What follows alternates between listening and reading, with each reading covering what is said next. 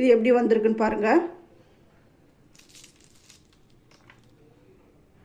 ரொம்ப நல்லா அருமையாக வந்திருக்கு. Welcome to Sethu Chitra kitchen. பழைய சாதத்தில் சூப்பரான ஒரு டீ டைம் ஸ்நாக்ஸ் செஞ்சுருக்கேன். நல்லா மொறு மொறுன்னு அட்டகாசமாக நல்லா டேஸ்ட்டாக இருக்கும். அது எப்படின்னு பார்க்கலாம்.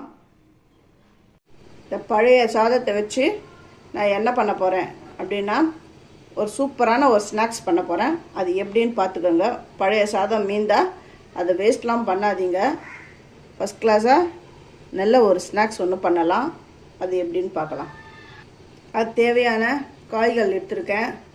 வெங்காயம், பச்சை மிளகா வந்து உங்களுக்கு காரத்துக்கு ஏற்ற மாதிரி போட்டுக்கோங்க. கருவேப்பிலை, இஞ்சியை வந்து நான் துருவிக்கிறேன்.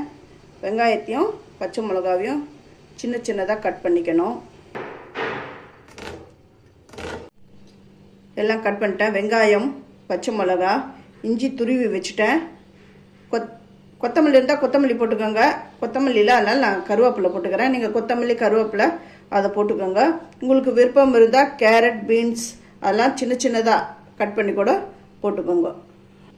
இந்த மிக்ஸி ஜாரில் வச்சுருந்த இந்த சாதத்தை நான் இதில் கொட்டிடுறேன். கொஞ்சமாக உப்பு போட்டு இதை நல்லா அரைச்சி எடுத்துன்னு வந்துடுறேன். நல்லா பேஸ்ட் மாதிரி அரைச்சிக்கிறேன். அரைச்சி எடுத்துன்னு வந்ததை நான் இதில் சேர்த்துடுறேன்.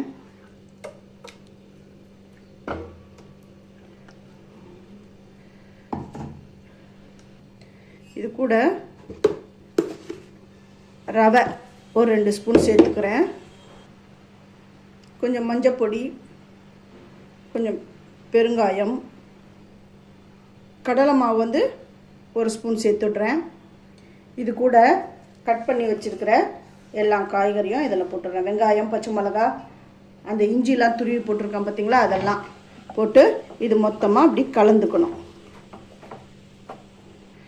எல்லாம் சேர்த்துட்டேன். இதுக்கு தண்ணி விடணும்னு அவசியம் கிடையாது. ஏன்னா இந்த வெங்காயத்தில் இருக்கிற தண்ணி, அதுவும் இல்லாமல் அந்த சாதம் அரைச்சோம் இல்லையா, அந்த சாதத்தில் இருக்கிற ஈரப்பதமே இதில் போதும். கடாயில் எண்ணெய் காய வச்சுருக்கிறேன். இது கொஞ்சம் சூடாகட்டும். கொஞ்சமாக கிள்ளி போடுறேன். எண்ணெய் காஞ்சிட்டுதான்னு போட்டவுடனே இந்த சட்டுன்னு மேலே வரணும். ஃபஸ்ட்டு என்னுடைய வீடியோவை பார்க்குறவங்க சப்ஸ்கிரைப் பண்ணலைன்னா சப்ஸ்கிரைப் பண்ணுங்கள். ஆல் என்ற ஆப்ஷன் தொடுங்க.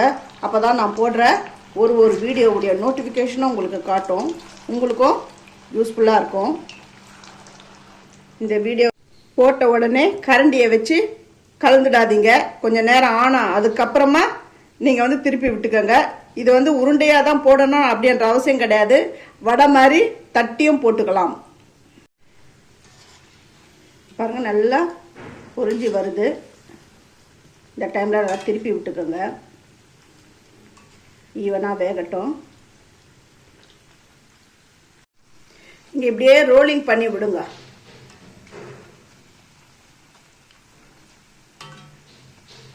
லைட்டாக ரோலிங் பண்ணியே விடுங்க. இந்த குலாப் ஜாமுனுக்கு பண்ணுவோம்ல அந்த மாதிரி. நல்லா பாருங்க செவந்து வந்துடுது. இப்போ நான் இதை வந்து எடுத்துடுறேன். எண்ணெய்லாம் இது குடிக்கலை. ரொம்ப நல்லா வந்திருக்கு. நல்லா கிறிஸ்பியாகவும் இருக்குது. இது டீ டைம் ஸ்நாக்ஸாக இதையெல்லாம் நீங்கள் எல்லாம் செஞ்சு பார்க்கலாம். ரொம்ப நல்லா இருக்கு.